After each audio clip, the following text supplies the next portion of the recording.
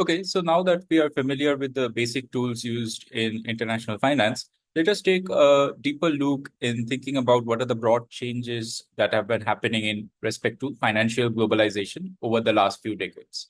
So if we go back and look at, for instance, early 1960s, what we would observe is that most of the banking business was domestic.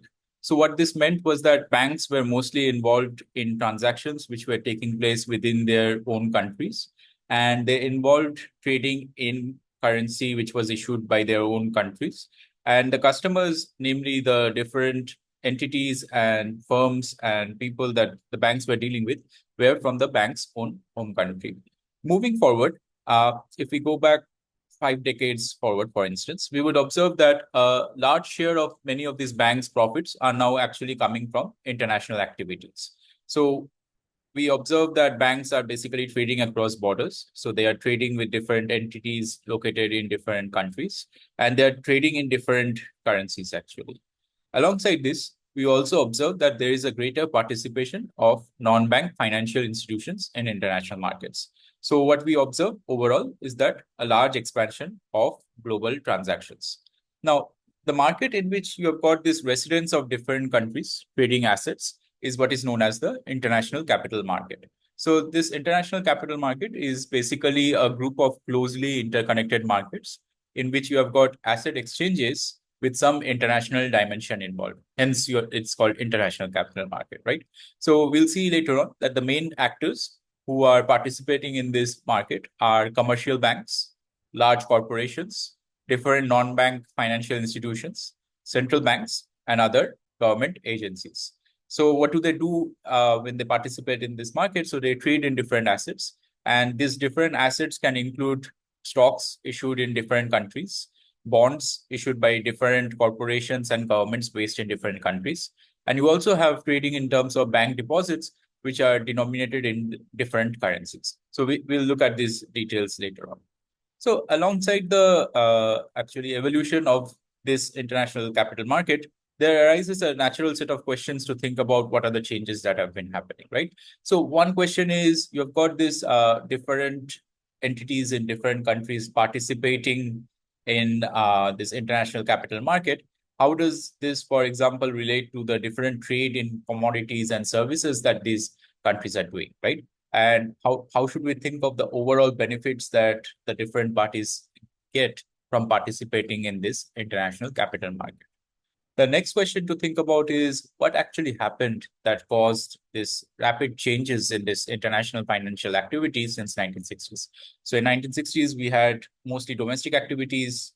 50 years later, we see that we have mostly international activities. So what are the different changes that actually happened as a result of this? Another thing to think about, and this is something that you might have heard in the news, is that as a result of this international financial trading, the world might have become a more riskier place in terms of finance, right? So one question to think about is that as a result of this integration of this different asset markets, are there some new dangers that have come up as a result of this? Right?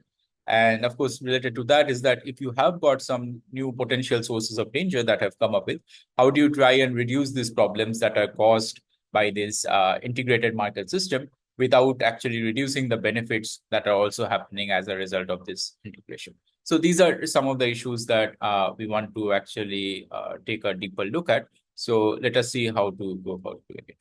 So if we want to think about this gains from international capital market, what we actually first need to think about is what sort of transactions can happen broadly between residents of different countries, right? And here we can actually think of each of the transactions that is taking place as one of the following three categories. Either you have got trades of goods and services in exchange for different trades of goods and services, or you can have trades of goods and services in exchange for assets, or finally, you can have actually got trading of assets for different assets, right? And each of these actually involve a different possible gains of trade, right? So we can also examine this in terms of a diagram, if you like. What are the different types of trades happen? So one sort of trade is that you have got goods and services being produced in one country that is being exchanged for goods and services being produced in another country. You can also have goods and services being produced in one country and that is being exchanged for foreign assets. And the third thing that can happen is that you have got foreign assets being exchanged for domestic assets, right? So what are the actual benefits of these things? So let's first think about the exchange where you've got different goods and services being produced and exchanged for different goods and services, right? So if you think about it historically, this is actually what a lot of different trading activities would happen, right? So you would have, for example, different spices being available, let's say in India, that would be exchanged for some items which would be available in foreign countries, but not in India, right? But that's the ancient version. But of course, you can have also in the modern version, right? So if you think about it, different countries have actually kind of specialized in different activities, right? So you would have, for example, in the recent past, Germany was specializing in manufacturing, for example. Then again, you would have other countries specializing in electronics, and let's say the US would be specializing in IT, so different type of like tools such as software, such as the, let's say, the Mac system and so on, right? So you've got these different countries specializing in different things. And instead of each country producing all of the things that can be produced in their own country, right? So what is the advantage of producing different things in different places rather than trying to produce everything in one country? So the main insight that you get from this international trade literature is that countries can basically gain by concentrating or focusing on production activities in which they are most efficient. Okay. And after that, what you do is that you actually use some of the output that you are producing in your own country to pay for the imports of other products that you are buying from abroad, right? So rather than producing all different commodities, let's say everything that you can think of manufacturing, all the computers, all the different softwares, all in India, what happens is that in India, you decide to specialize in some things, let's say the IT services and so on. And then you have got other countries which are specializing in, let's say, making of different cloth items. And then you can kind of like, as a country, decide to trade across different things, right?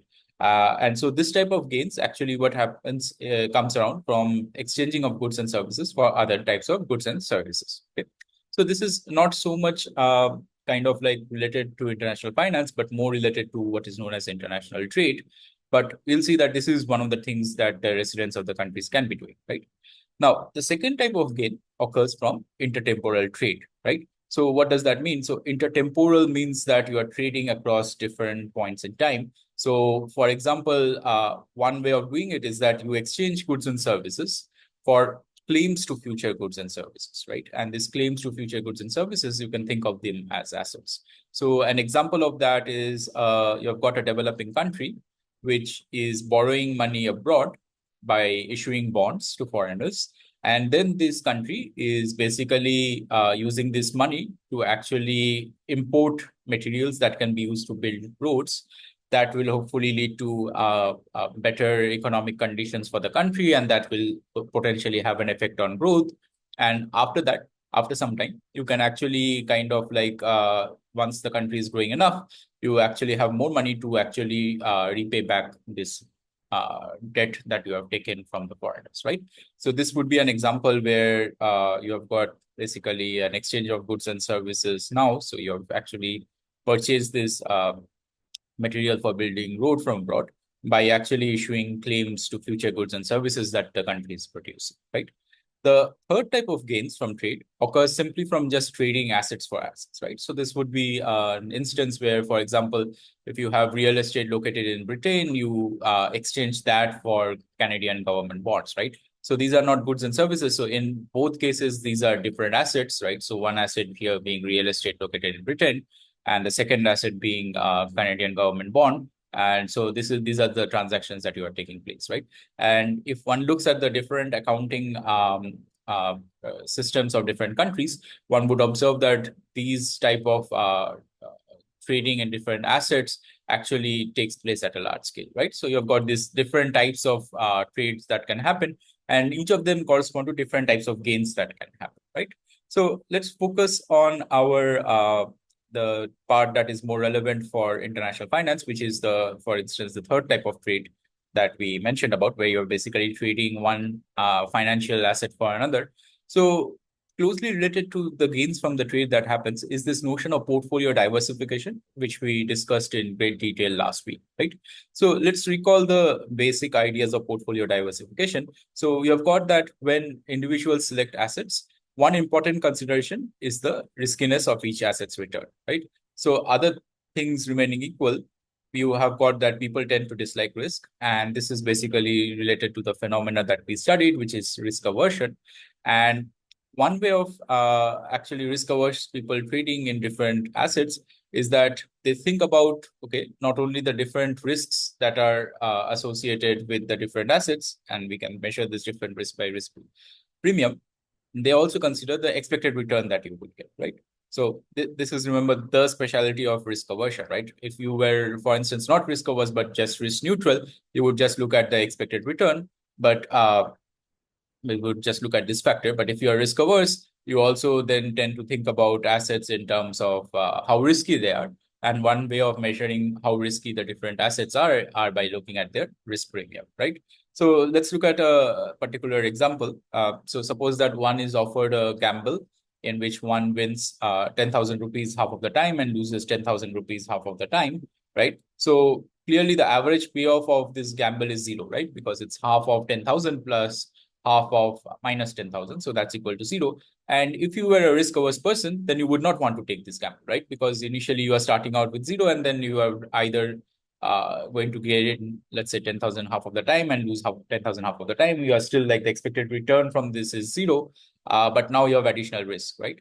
So in this case, you can think of basically the idea is that, the possibility of losing 10,000 has a more effect on your utility than the possibility that one will win, even though both of these outcomes are equally likely, right? And we studied this phenomenon of risk aversion in more details. And as you saw, it can help to think about, why do you have insurance companies? Basically, they can actually help to reduce the risk in exchange for the premium, right? So these are some of the things that we studied before, right? Now, so we have got these investors who are thinking about what sort of assets to hold on. And two of the criteria that they're looking at is like the expected return as well as the riskiness of the return, right?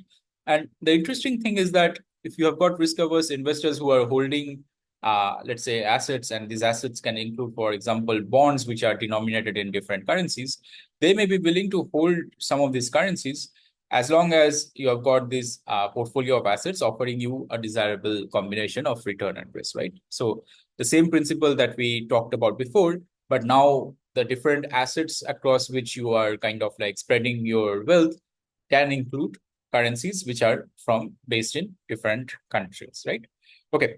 So what is the benefit of all of this is that this international trade in assets can actually make both of the parties which are trading with each other better off by allowing them to reduce the riskiness of the return on their portfolio, right? So not just for one party, you have got for both of the parties that are taking place as a result of this diversification that they can make by including assets in each other's countries. That actually helps to reduce the risk that is there, right? So it allows for both parties to diversify their portfolios.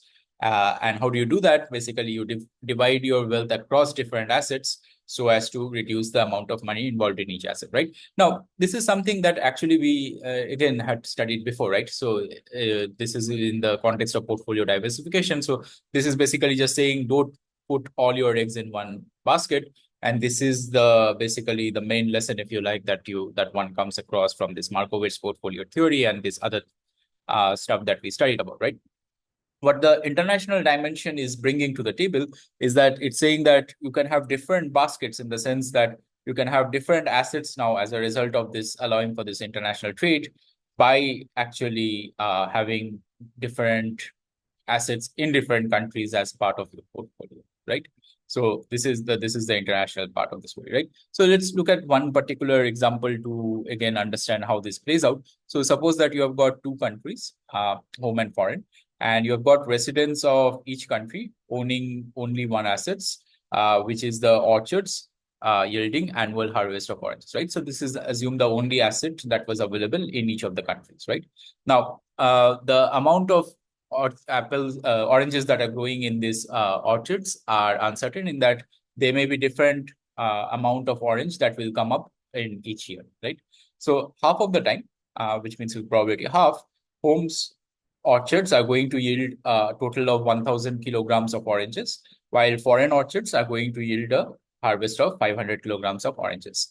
And the remaining half of the time, you have exactly the opposite scenario, in the sense that you have got foreign orchards, which are yielding a total of 1,000 kilograms of oranges, while you have got that the home orchards are yielding a harvest of 500 kilograms of orange, right? So let's think of this as scenario A, right? Where you have got home orchards yielding a total of 1,000 kilograms of oranges and foreign orchards yielding a harvest of 500 kilograms of oranges. And scenario B is 500 kilograms of oranges being produced in the home orchards, whereas the foreign orchards produce 1,000 kilograms of oranges. And each of these happened with probability half, right? Now, what does that tell us? So if we look at each country's perspective, so the orchards in each of these countries, home and foreign, they are each actually producing on average an annual production of 750 kilograms, right? However, suppose that initially there was no trading of different assets. So you've got the residents of the home country only owns domestic asset, there's domestic orchards, and the residents of foreign countries only own the foreign orchards. So basically you had that either the production is going to be 1,000 kilograms or 500 kilograms, right? So on average of 750 kilograms, but you have this risk, right? So either the production is going to be large or production is going to be small, right? So this was the initial situation.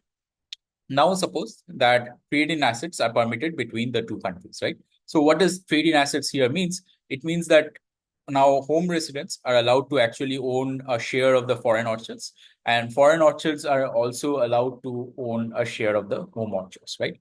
So for example, if you are a homeowner, right? So if you're a citizen of the home country and you own a 20% share in foreign orchards, that means that you are going to get 20% of whatever is being produced in the foreign orchard, right? So for example, if you have a production of 500 kilograms of oranges and you own a 20% of that orchard, then you are going to get 100 kilograms.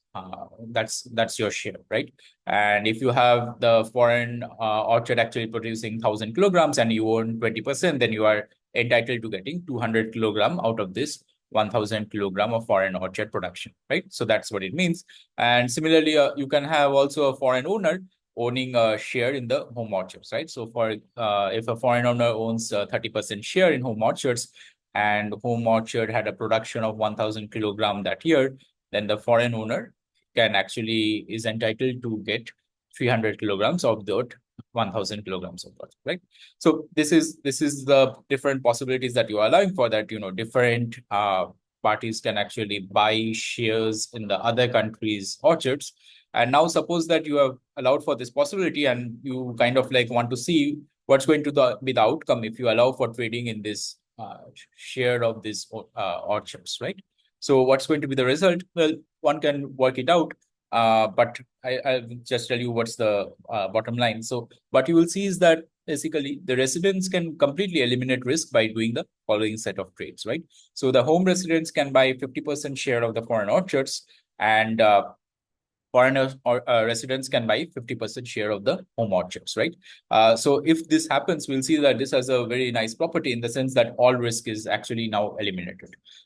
What is the risk that we are talking about? So remember, earlier when you did not have any trading, you were subject to this risk that either your production is going to be 500 kilograms or 1,000 kilograms, right? So you don't know which is going to happen. There is equal chance of both of these happening, and that was the risk.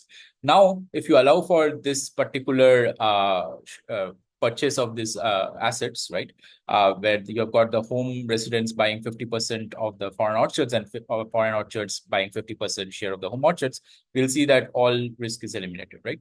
And although we are not going to show this here, but one can show in like more advanced treatments that if you actually model this process of trade, this will in fact be the equilibrium outcome that will emerge when you take into account what are the different prices as a result of different ownerships. Okay.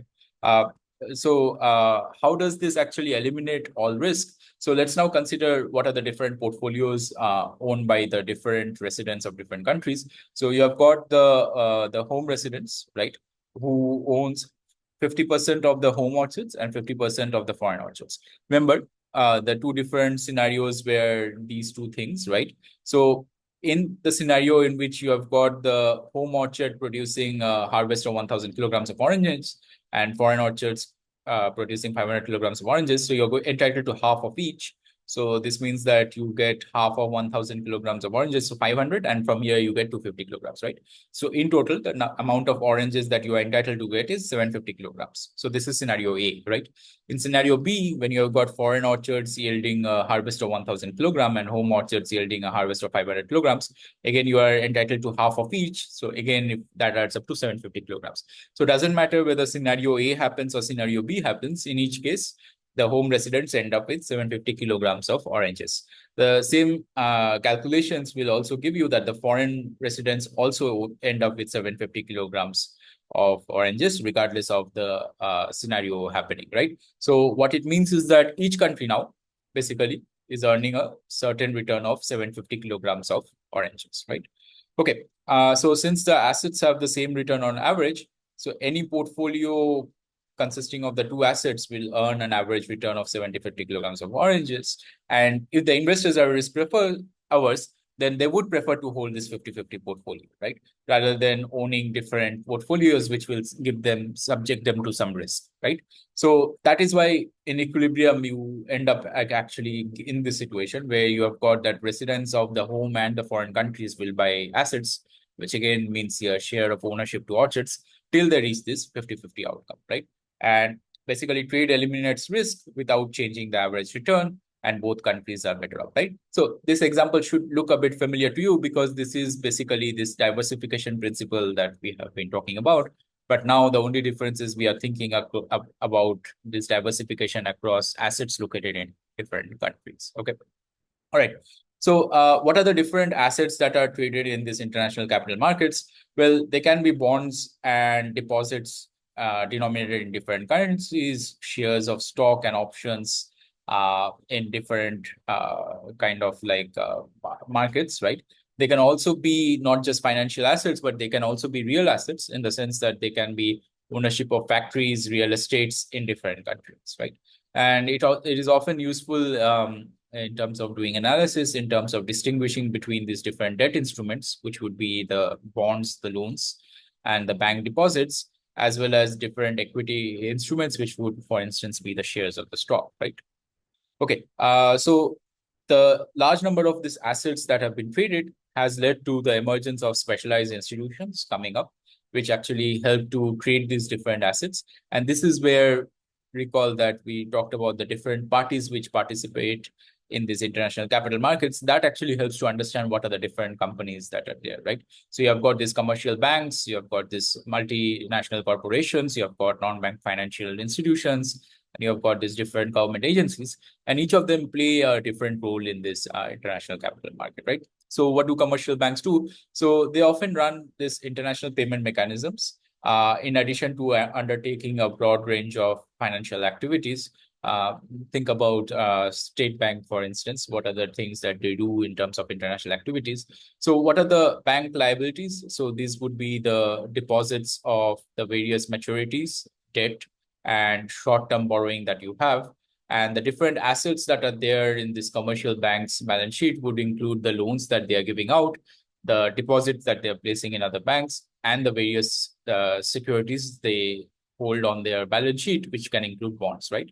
So these multinational banks, they also actually underwrite issues of stocks issued by different companies, as well as bonds, right? And they help to actually find buyers for the securities at a guaranteed price, okay? And why do these banks often participate in these different activities? Because they are often actually given more freedom to engage in different activities which might not be so much regulated at home. And so that is one of the reasons why you might have the banks being willing to taking part in international transactions. Okay. Okay. So you also have these different corporations, and this would be, for instance, the Coca-Cola, Microsoft, Adidas names with which we are all familiar with. And we can see that these are corporations which actually are involved in transactions across different borders, right? So what do they do? So they may actually finance different investments in different countries, right? And they may use sources of fund which are in terms of money which is generated in one particular country, and they may use that to actually finance investments in another country, right? So the different things that are available are by kind of like having sharing of stocks and debt finance and so on. And they also have like some short-term investments by selling short-term commercial papers, so issuing short-term loans and corporate debt instruments in these international capital markets, right? So they may raise money from these international capital markets to actually finance their activities. You can also have these non-bank financial institutions taking place. These can be insurance companies, pension funds, mutual funds, hedge funds, and they essentially engage in foreign assets to diversify their portfolios, right? So to reduce their risk, for example. Particularly notable is the presence of investment banks. So what do these investment banks do? They basically specialize in underwriting sales and stocks and bonds by corporations. And in fact, sometimes they also help to issue the bonds that are kind of like issued by different governments, right? They also provide advice on mergers and acquisitions, and they help to basically facilitate transactions for clients.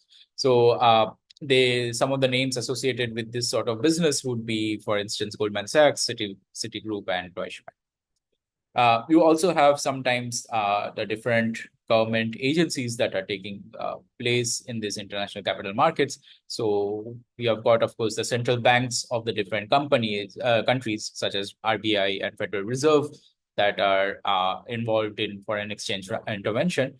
And you can also have other government agencies also actually borrowing abroad sometimes, right? And this is particularly so for developing countries, which you have got borrowing from foreign commercial banks, and they also actually sell bonds abroad. And these are some of the transactions take place, right? So the next set of questions to ask is, as a result of these transactions that are taking place, are there kind of like different sources of regulatory implications that come up, as opposed to when you have got these different entities just participating in domestic transactions?